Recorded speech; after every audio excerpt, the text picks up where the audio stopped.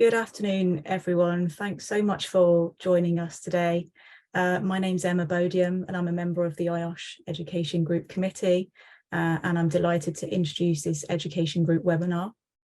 Now, we recognise that asbestos is not a new issue by any stretch, but actually that dependent on your estate, any developments, acquisitions or expansions, it can be something that from time to time can be a little bit complex to manage. So whether that's around managing asbestos in situ or perhaps managing a programme of removals. So as an education group, we also recognise that nurseries, schools, colleges and universities do have a large range of asbestos containing materials across the estate. And actually the very recent Sunday Times article at the weekend was focused around the amount of asbestos in our schools and generated lots of media attention and discussion. Now, to help us with this, I'm really pleased to welcome Mike Ayling from Assurity Consulting. Assurity have been established for over 30 years. They're one of the UK's leading independent workplace health, safety and environmental compliance consultancies. They offer a range of services, independent audit, fire risk assessment, asbestos management and much more. So this afternoon, Mike will reflect on nearly 100 years of asbestos regulation and then bring us right up to the current day, and of course taking a particular focus on the duty to manage asbestos within the education sector.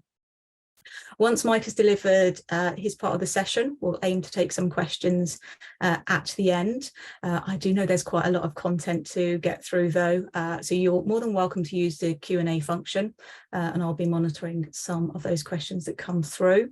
If we do struggle for time, we are committed to kind of going through those questions afterwards, and Mike's confirmed he's happy to provide responses to those as well, which we'll share with you probably early next week. So on behalf of the IOSH Education Group, welcome Mike, and over to you. Okay, thank you very much, Emma.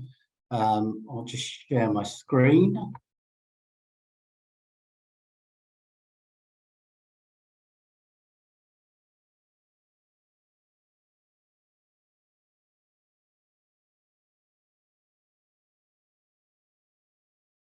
Okay, hopefully everyone can see that. Really, what I wanted to talk about today, and a little bit of an introduction about myself. I've been dealing with asbestos management and Legionella in the education sector for the past 30 years. But before all of that, I was an asbestos analyst. So I was going in, looking at removals and doing clearance testing and that sort of thing. So this is going back to the late 80s, early 90s. So I've seen quite a lot of development over the last 30 years, and I'd just like to share with you some of my experiences that I've got bringing it up to the present day. So we're going to look at where we are now, so a bit of where we've come from up to the present day. Then we're going to look at the regulation and future possibilities as well. Some of this is my ideas of what may happen. Some of it is muted out there already. We're going to look at the House of Commons report, which was released back in 22 now, but certain questions they asked of the Health and Safety Executive. Then we're going to look at successful management. Some observations, I'm going to keep that quite brief because they're quite broad in their identification. So hopefully we'll be able to get any questions answered as you've got as we go through. So from a management point of view, many years ago, if there was an enforcing authority having a look at your asbestos management, they would ask you, have you had an asbestos survey carried out? Then moving towards the 90s, really, it was more focused on, can I see your asbestos register? And then following the regulation change in 2012, it's more likely to be now, can I see your asbestos management plan? So if you've had a survey and you've got a register, you will have all of that in your management plan. So the words of the moment are, you know, have a look at your management plan and make sure that that's up to date. And indeed, what's going to happen in the future, as Emma just said, it's been quite newsworthy recently, so there may be some major changes afoot in the near future. So if you can just think back to when your surveys have been undertaken. Now, a lot of you may have many buildings over large areas or over even in different parts of the country. But it's worth going back just to check when the survey was carried out, because in my experience of doing surveys, the information that the surveyor has been looking for has changed over that period of time. A survey of 30 years ago is very different to the survey of today, and different focus and different aspects have been included over that time period. So all buildings built pre-November 1999 must have a survey undertaken. So if your building is built after November 1999, then you should not have any asbestos in your buildings. Now, again, in my experience, unfortunately, I have found asbestos in buildings that have been built post-2000. Most of the time, it's a minor thing with regards to maybe a sink has been installed in a building just after 2000, and the sink may have come from a warehouse where the sink pad was asbestos. People may not really realise that. So therefore, we do find things like sink pads, gaskets, those sorts of things that are in a fixed matrix, in a composite matrix, that actually do still give us problems today in post-2000 buildings. The only other two things, I've found a whole partition in a building that was built after 2000, but that's highly unusual. The other thing is if you bring anything into your building post-2000. So the main thing I'm talking about here is things like safes or fire cabinets. Because they're not an integral part of the building, sometimes these get missed or they're not included in the survey. So it's worth thinking about all of your safes. Whether you can get access into them or not is another thing. But really, if they're of a certain age, they could well contain asbestos.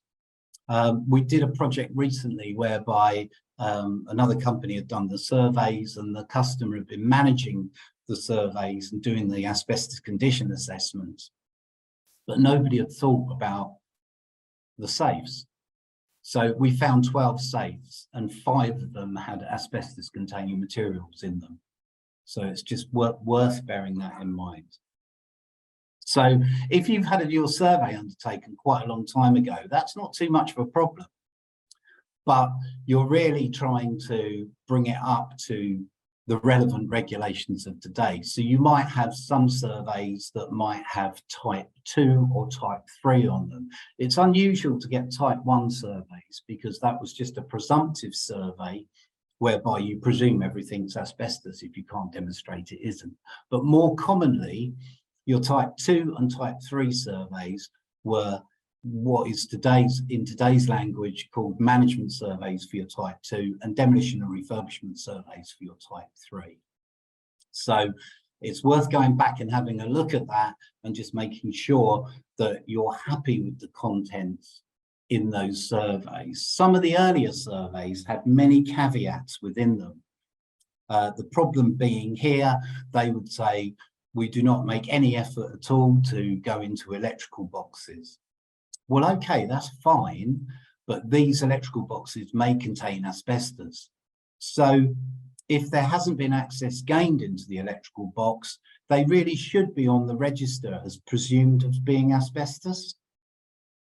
So sometimes some surveys don't mention electrical boxes at all because they don't actually look at them as part of the survey.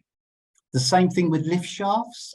Sometimes the survey said, we don't go into lift shafts because the lift engineer wasn't there.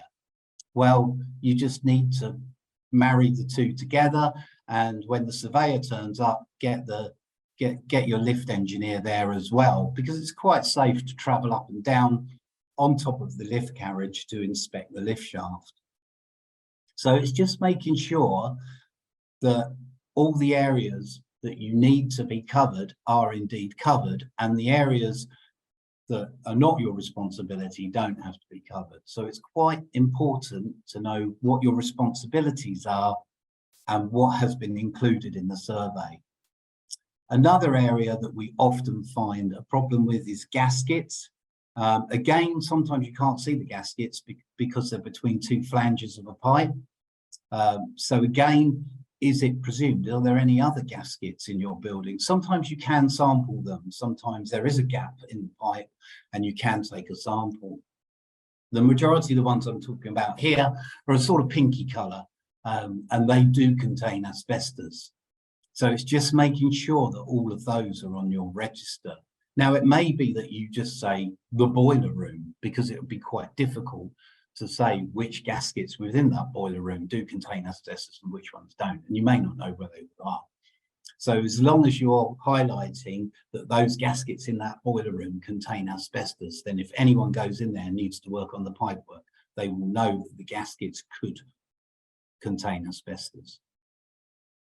There was a slight problem to this in 2010. There was actually some dark blue asbestos gaskets imported from China. They have made their way into the supply chain. It's highly unusual to see them. They're very rare. I have seen a couple over the last sort of 5 to 10 years. And also the spec of the survey is also important as well. So what did it actually include? Did it go below the carpet or did it go above your false ceiling? Because they're two areas which often are unclear in the survey.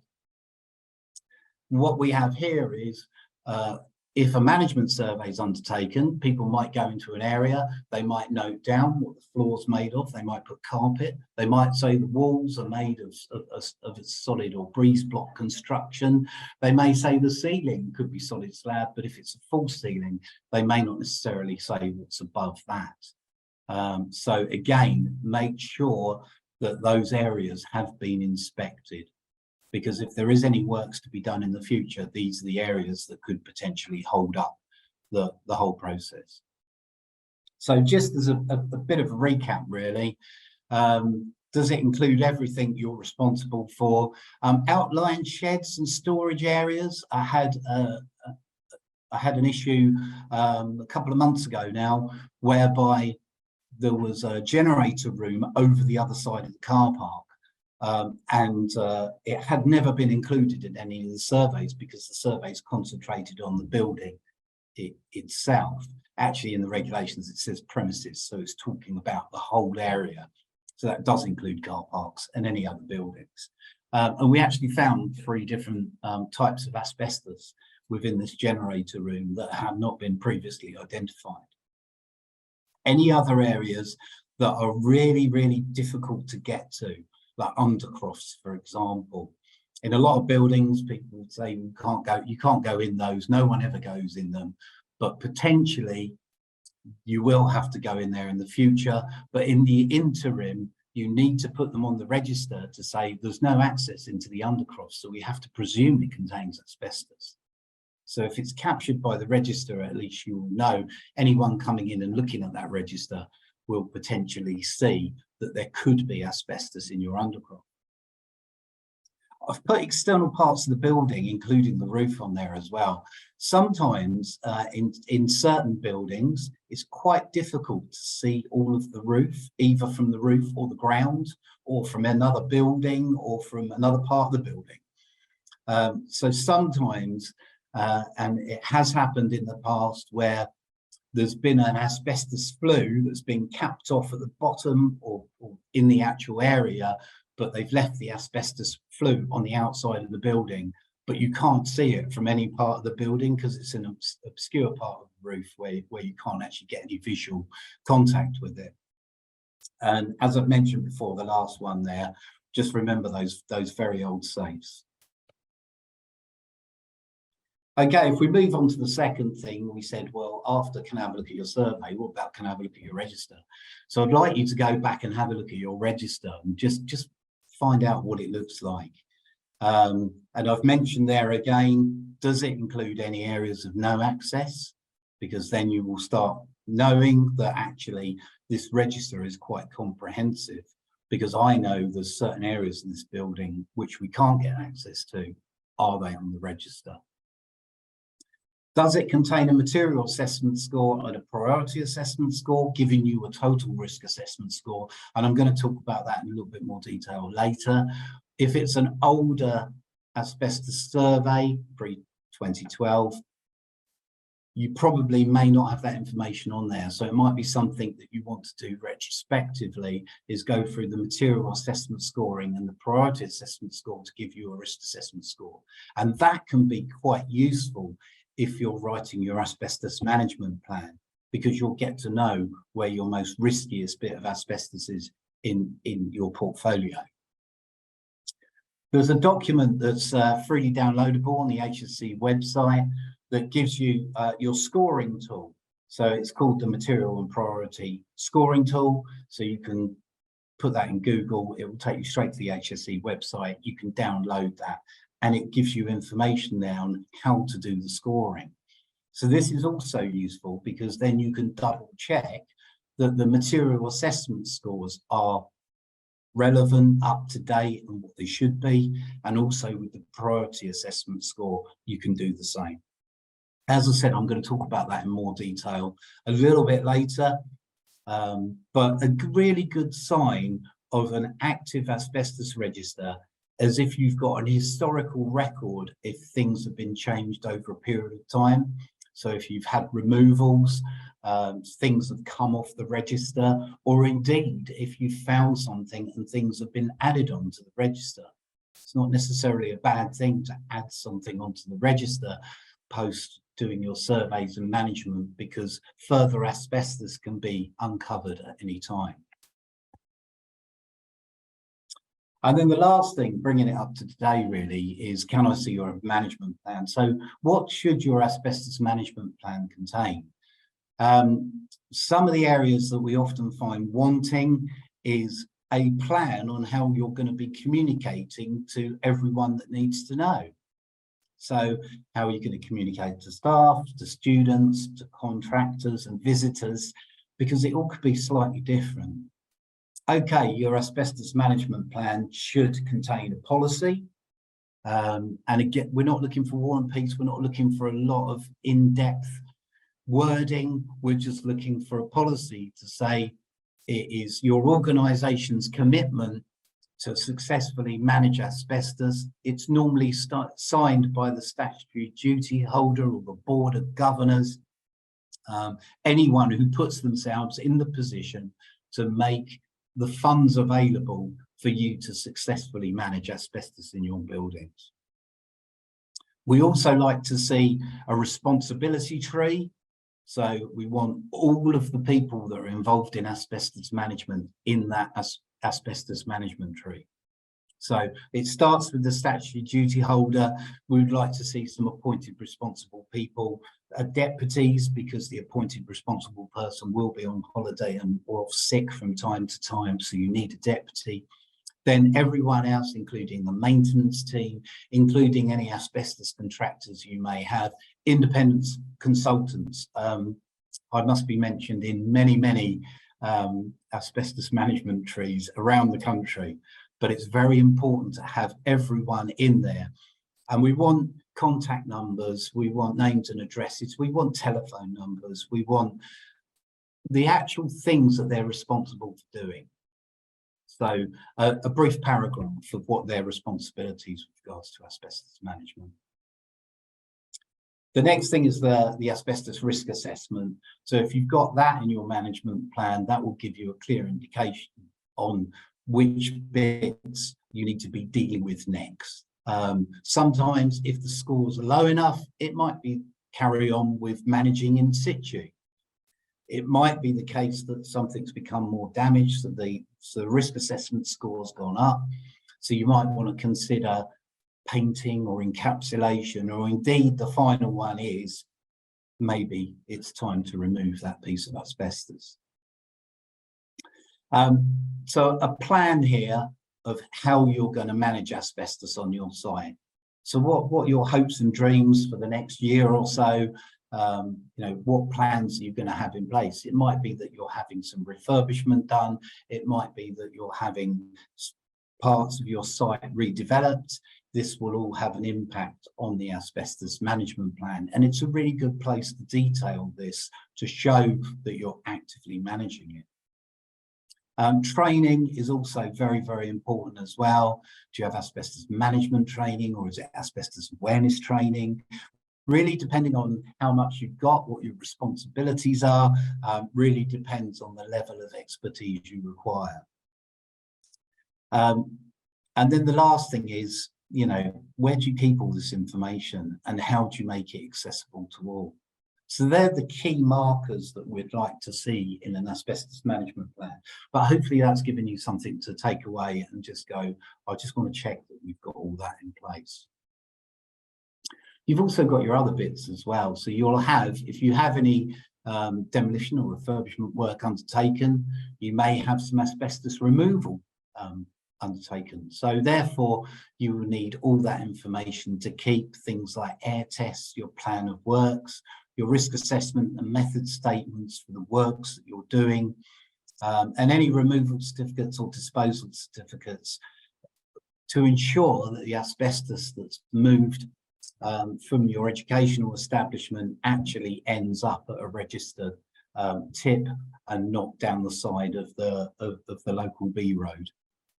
And then finally, another area that we often find that gets overlooked a little bit is just a formal documented review.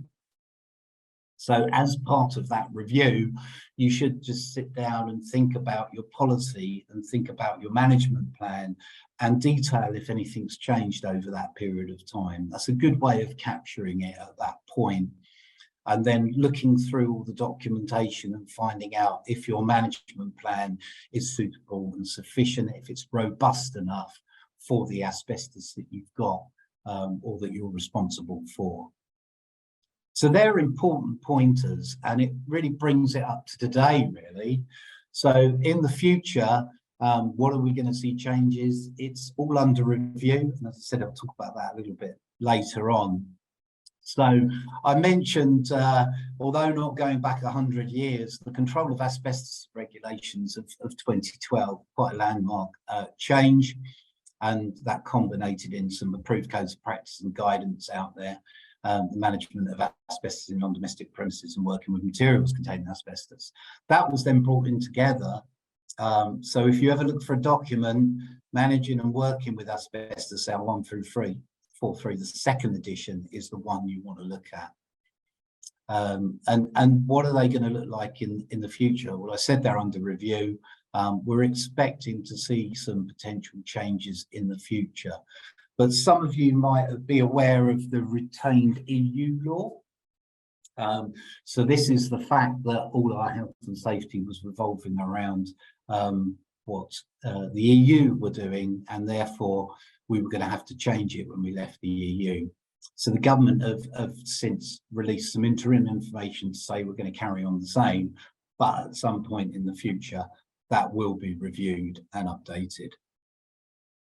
So back on the 21st of April, 2022, there was a House of Commons Committee report, and some of you will be aware of this, that the government said there must be a commitment to the strategy to remove all asbestos from public and commercial buildings within 40 years. Obviously, that is quite a challenge, and how realistic that is really depends on your own situations. So there's going to be some changes. It's going to be reviewed. But the Work and Pensions Committee launched an inquiry off the back of that into the Health and Safety Executive, just to find out how they're currently managing the continued presence of asbestos in buildings. The main reason for this is there's still around 5,000 people dying from asbestos-related diseases in the UK every year. And indeed, if you take that on a wider scope, they say certainly in 2021 there was 107,000 people worldwide that died from asbestos-related diseases. But worldwide production is in 2021 reached 1.2 million tonnes. So it's still being used widely in certain parts of the world, places like Russia, China, Brazil, Kazakhstan, and there's a little bit of exportation going into South America, Africa, and certainly in the Far East as well. So really there needs to be a worldwide ban before we can start thinking that the worldwide numbers of people that are contracting lung-related diseases is going to go down.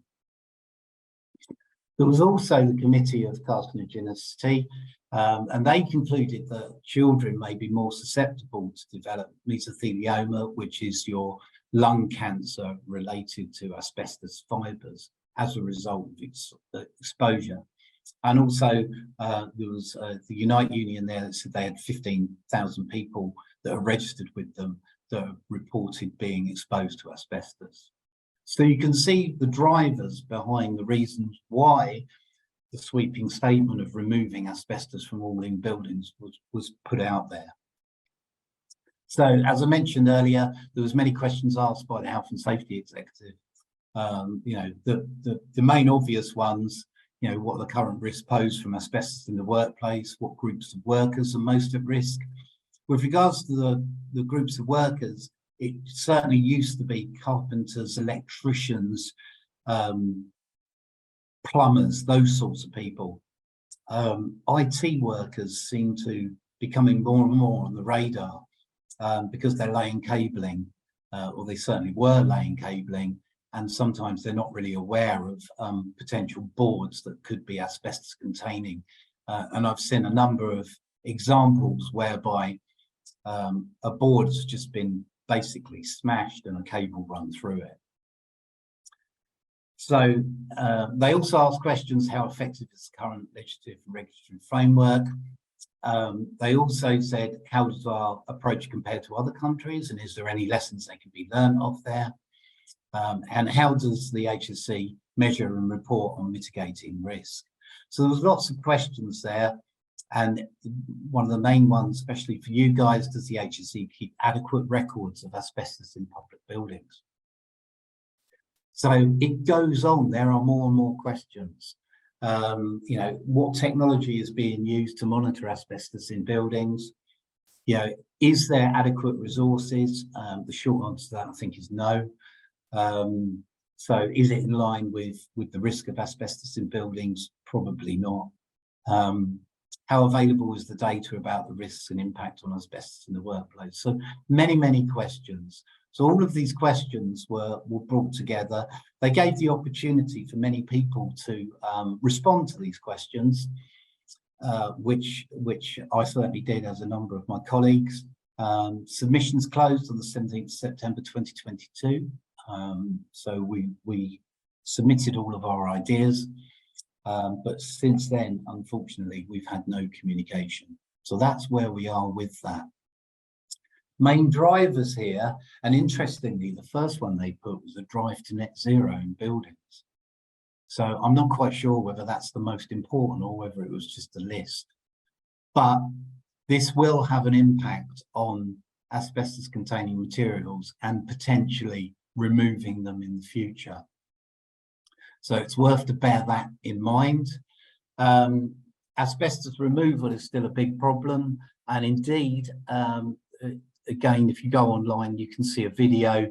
There was a document released called RR1176, and this actually put cameras into enclosures when asbestos was being removed, just to see how the operatives, the removal operatives, were dealing with asbestos. And they still found that sometimes, you know, that stubborn bit of board wasn't coming out properly and it was broken when it was removed. You know, there's all those sorts of things. So unfortunately, there is always going to be a certain amount of people being exposed to asbestos fibres.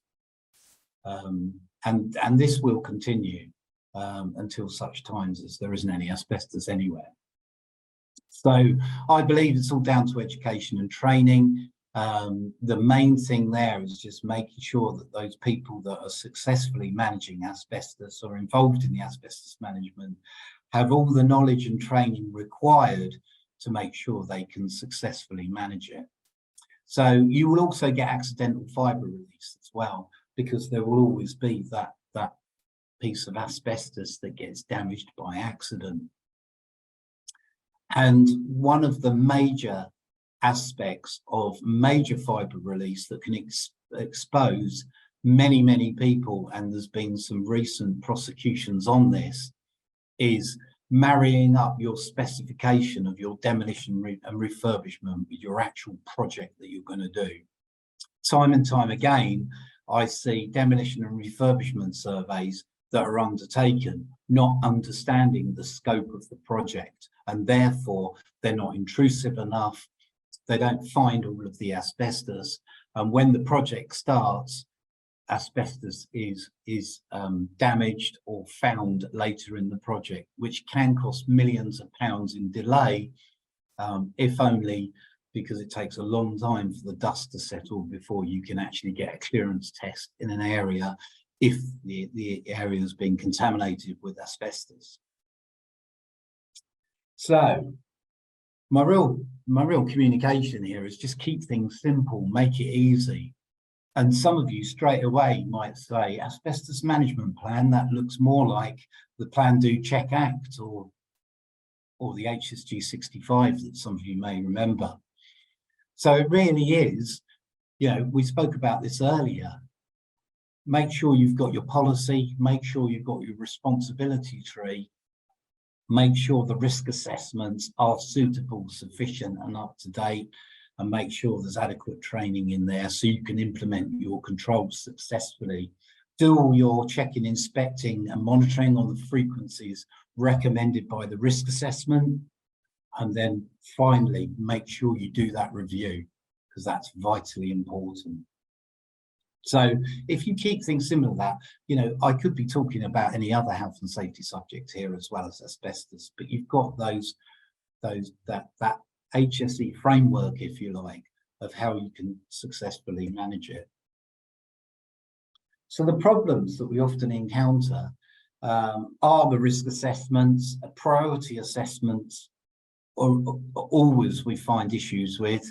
A lot of the time, because the priority assessments should be done by you guys. So consultants can help you, but they're not going to know the ins and outs of every single part of the priority assessment. It's only you guys that know how long an area is occupied or how many people are in that area over what period of time, for example. Maintenance regimes as well. Sometimes people say, oh yeah, we go into the ceiling once a year to change a light bulb. And then I say, yeah, but there's 12 light bulbs and they all go at different times. So they go, oh yeah, actually we're going there once a month. So it's looking at those. Another thing about priority assessments is 3 out of the 4 scores you have to average. And a lot of time people are not averaging them. So they're ending up with this massively inflated score that they're then beginning to panic about, well, what we've got all this high risk asbestos. So it's important to go back and review it.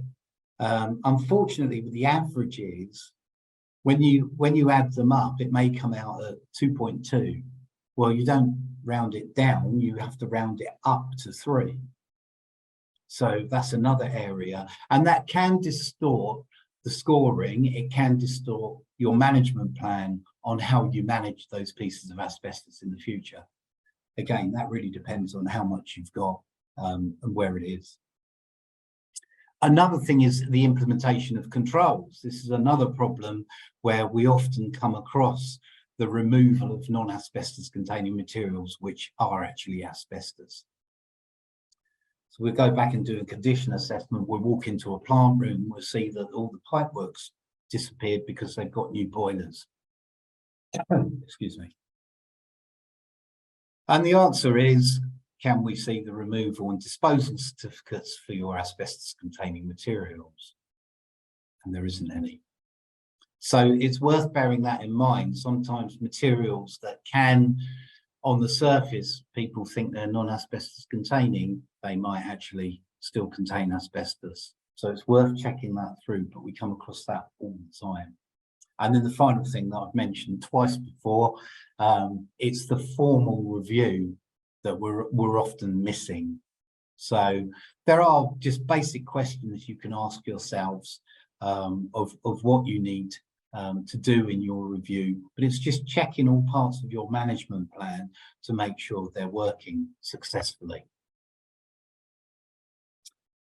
Okay, so I mentioned about checking your material assessment score. I would certainly go back and do that just to double check that they are what they are, and your priority assessment score.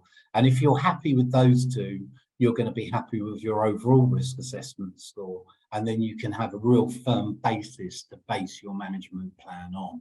But I can't reiterate enough that that part of it, getting your risk assessment right, is really, really important. So I mentioned I'll talk a little bit about this. I know that we're coming up to time. So with your material assessment score, these are the areas that are looked at in the survey. So this is done by the asbestos surveyor. So we'll talk about product type, and there's basically a score of 1, 2, or 3 of that, really depending on what type of asbestos you've got. So if you've got something that's in a real fixed matrix, it's going to carry a really low score, rather than something that's really friable, and then that's going to carry the highest score. The extent of damage, this is slightly unusual because it's got a 0 score in there for something that's in good condition. But the other scores are low damage, medium damage, and high damage, which is 1, 2, and 3. So you can see as it gets more damage, the score goes up. However, with those scores, it actually gives you a little bit more guidance on actually what is low damage and what is medium damage. So it actually describes, a few scratches on boards and things like that to give you an idea of what low, medium, and high damage is. Then you're looking at surface treatment. Obviously, if it's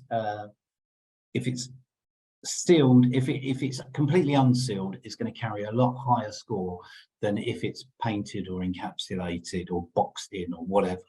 So, and that's a score of 1, 2, and 3 as well. And then you've got your asbestos type. So your cross tile, which is white asbestos, carries a score of 1. Your amosite, which is brown asbestos, and all your other rare amphiboles and that sort of thing, carries a score of 2. And then chrysolite or blue asbestos carries a score of 3. So you can start working out your material assessment. As I said, your priority assessment, you've got some additional challenges in there by actually working out what it is. The normal occupant activity is the one that's not averaged, but the likelihood of disturbance, the human exposure potential, and the maintenance activity are the ones that are. So it's adding up all the various aspects of those to work out, well, hello, we've got this piece of asbestos, we know what it is, but now from the day-to-day operations at the school or universities or colleges, what is the likelihood of this asbestos being damaged or exposed? Okay, the final one, removal projects. And I've lost count of the times when I've seen such disappointing demolition and refurbishment surveys, and some of them have not been as good with the customers' management survey that they've been working on for years. So it is absolutely vitally important. The problem here is there's lots of other different people involved, that you've got to make sure that you give that information to the project manager. They should be asking for it, but you should be making that available to them as well. So once the project manager has got that information, he will read the survey and then he will decide whether he needs a further survey carried out, a demolition or refurbishment survey.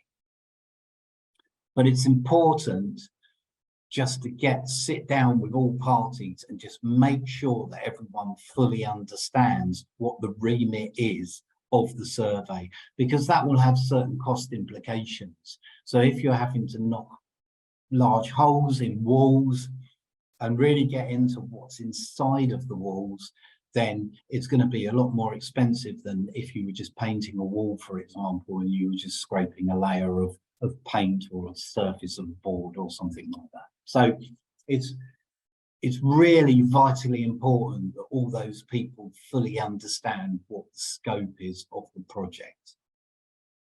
The problem is projects can change, scopes can change, but it's worth always trying to be on top of that.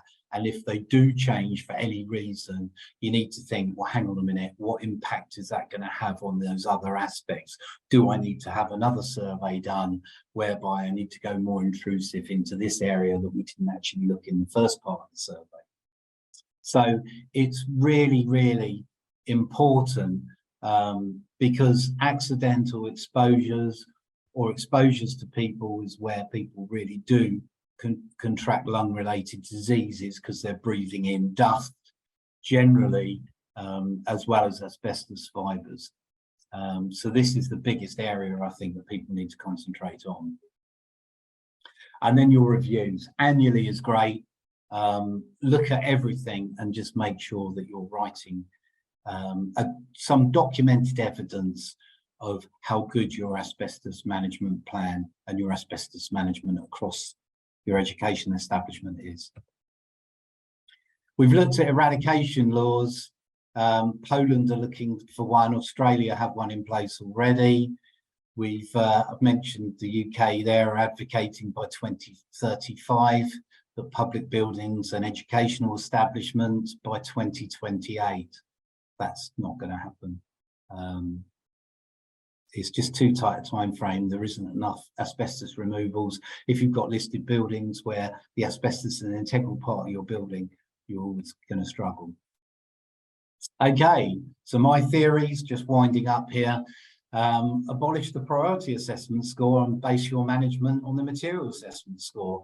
These are quite radical ideas. Make all removal of asbestos in buildings reportable to the HSE. They don't have to go and then investigate all of them, but they'll keep better track on what was going on. That's non-licensed stuff as well as licensed stuff. Any removal projects analysed for asbestos, because it's the removals, it's the removal projects that cause the biggest problems, especially where there's demolition involved. Okay, so just future projections for myself. Number of deaths in the UK will reduce in the coming years. That's primarily due to COVID and the life expectancy going down slightly, but it will depend how people interrogate that information and communicate that in the future. So I'm going to be really interested in seeing how that's communicated. There will be some more asbestos regulations, but total removal is not possible. And I think you'll agree with me on that. Unfortunately, the removal of asbestos will always cause certain operatives to contract some lung-related disease. So it's all about good management in the future to protect workforce, students, teachers, staff, anyone that comes into your buildings from asbestos. Okay, thank you very much. I'm going to hand back to Emma and hopefully we can answer any questions. Thanks, Mike, much appreciated. I've got a couple of questions myself, but I'm going to go to the Q&A board first of all, if that's okay with you. Most of the questions as well, I've got three here, are around surveys. So the first one is it not unusual for a management survey report to claim that all areas were surveyed? Often they do say that, but you just need to make sure that they did get everywhere.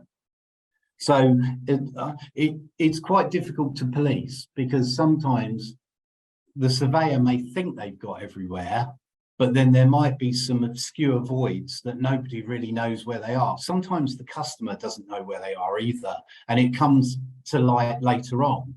Well, that's fine because you can go in and resurvey that, and then you can add it to the register if you need be, or not, as the case may be.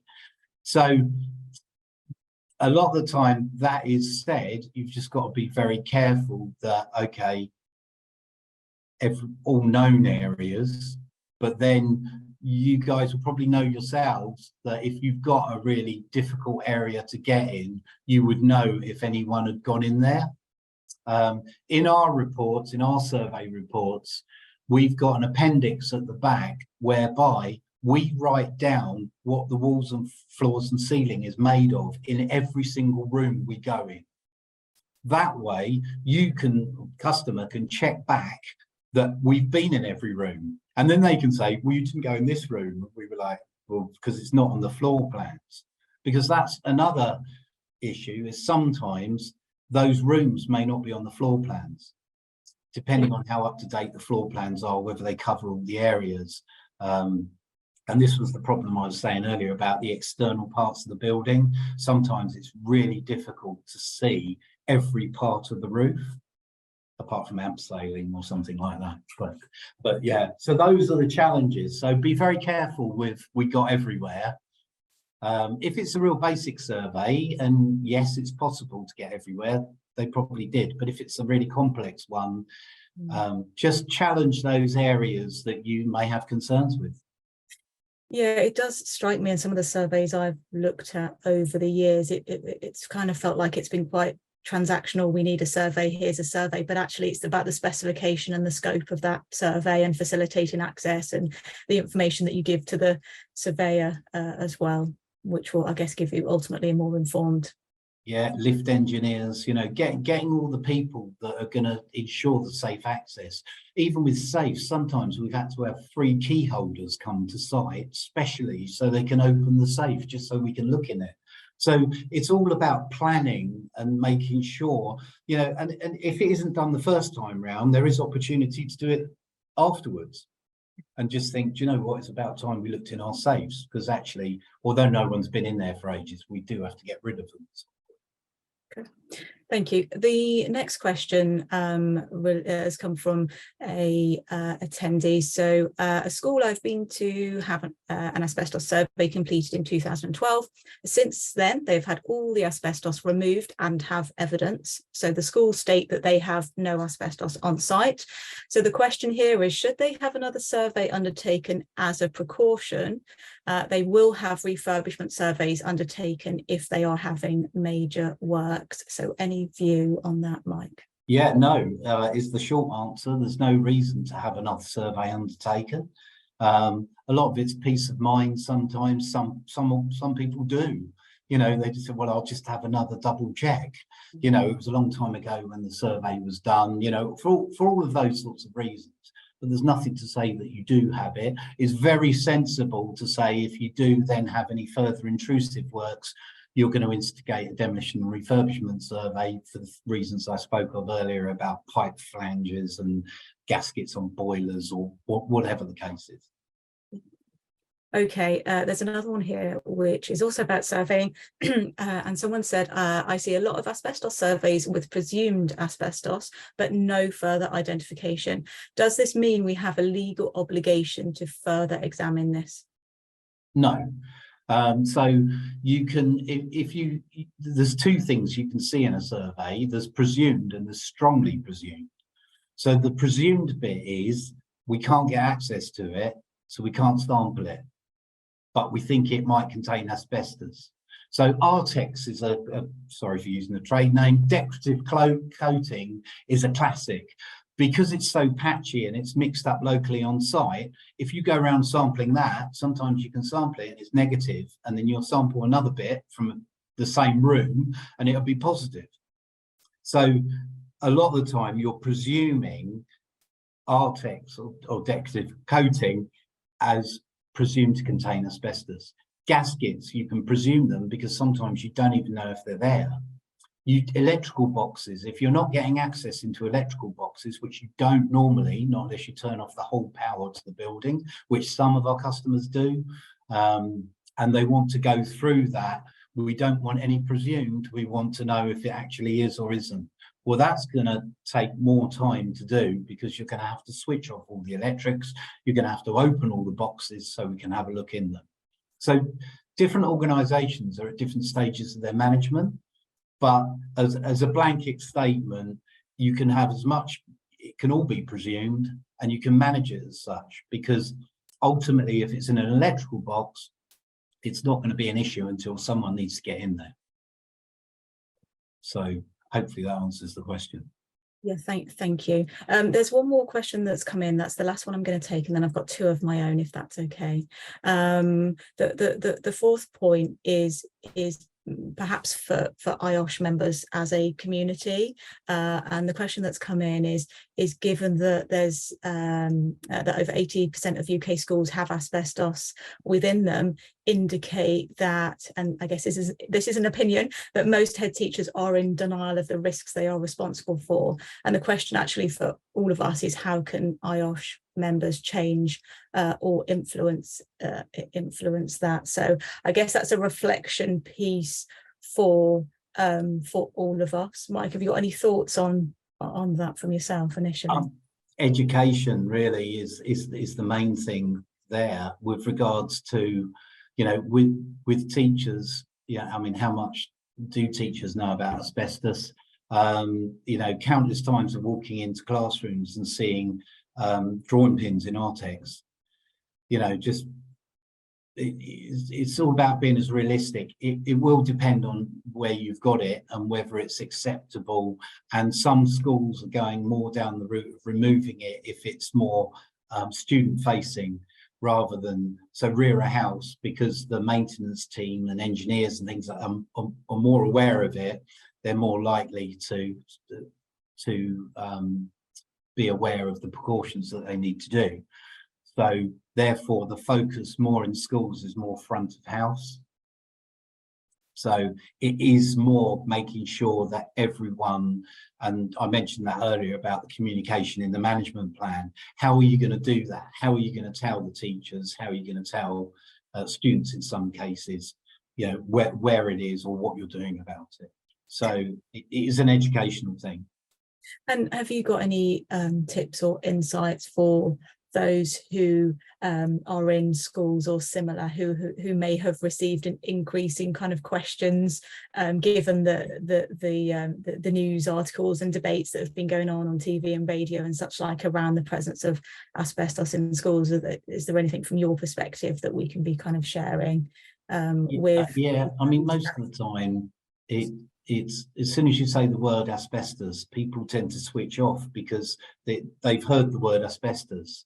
And even if you say, but it's really low risk and we're managing it, they may not actually hear that because they've heard asbestos. So it's really, really difficult. And that's why I'm saying, you'll know yourselves where your riskiest bit of asbestos is. So you will know what actions that you would need to take. And if you do have budget available or over a period of time, you can say, look, we're going to be dealing with this one next. So it is just really, you know, making sure that your risk assessment scores are low enough so you can, and there isn't an exact score on this, but just making sure that it's more manageable, and then you can say, yes, we're aware of it, we're successfully managing it, and this is what we're doing. So it's with the management plan, you've almost got to communicate it slightly different for different audiences, and it depends how much information you want to give them.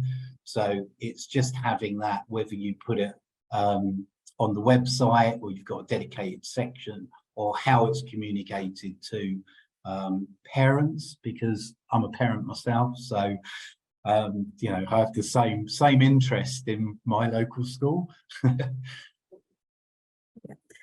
I wondered if you could share with us briefly, bearing in mind confidentiality and all that type of thing, but any particular complex case you've been involved with around asbestos in an education setting, just to give a flavour of some of the scenarios that you might be helping or advising on. Yeah, I mean, over the years, I've helped a number of universities. So the more buildings, the more older buildings you have, is probably the more complex situations that you're going to come across.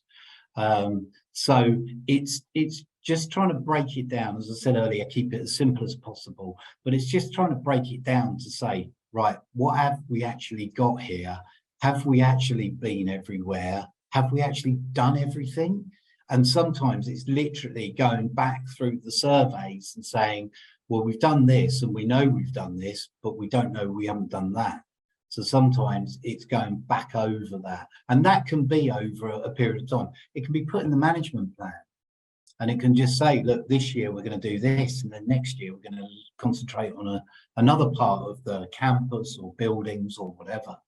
So it's not trying to get to the end as quickly as possible. It's just trying to interrogate the information and get that information as usable, up to date, and as friendly as possible, so you know that you're managing the risk. And I guess that therefore some education clients lean on you to just sense check some of those activities and actions and review processes and such like. Yeah, I mean, the advantage or the interest for me is, I get to see lots of different situations, so I can, point them in the right direction. I get to gather quite a lot from various different areas of how people are doing it. And really it depends on what's fit for purpose or other aspects of them.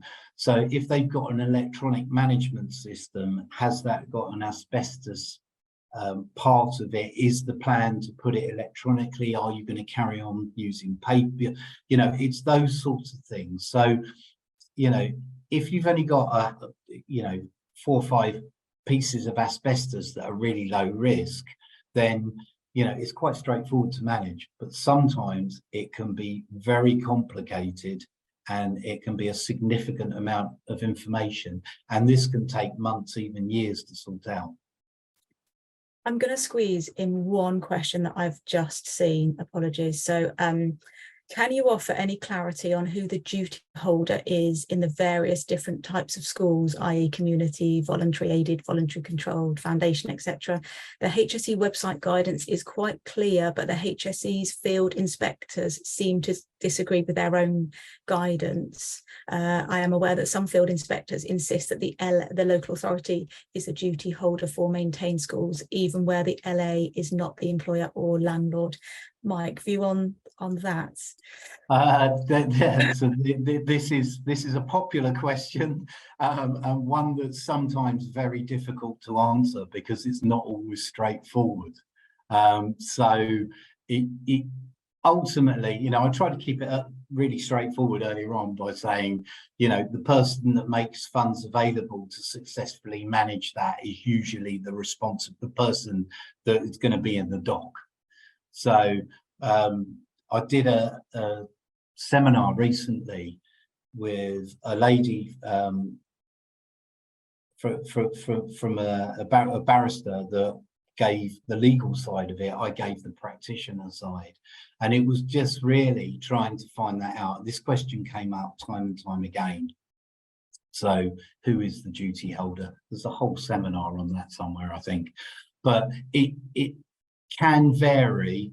I don't necessarily want to say something because it's not always like that, but that's why I mentioned something like the Board of Governors or something like that. They could be responsible. Normally you'll have someone who's responsible for health and safety on there, so it could be them. It's difficult, and obviously whether they're independent schools or state schools, it changes as well. So I'll go with the HSC guidance on the website initially. Okay, yeah, understood. I am really mindful of time. We are, I think, 1 minute to 1, and I don't intend on keeping anyone here any longer. I can see that we've had loads more questions come in. So Mike and I are definitely committed to extracting those. We'll group them if we can, and we will put together some responses and share them by the most appropriate means. So either via the education group LinkedIn page or as a direct mailer. I'll work that out with IOSH. So massive thanks to everyone that's joined today, particularly for Mike for taking us through that. And yeah, I think I'll close the session now, and have a good afternoon, everyone. Thank you. Thank you.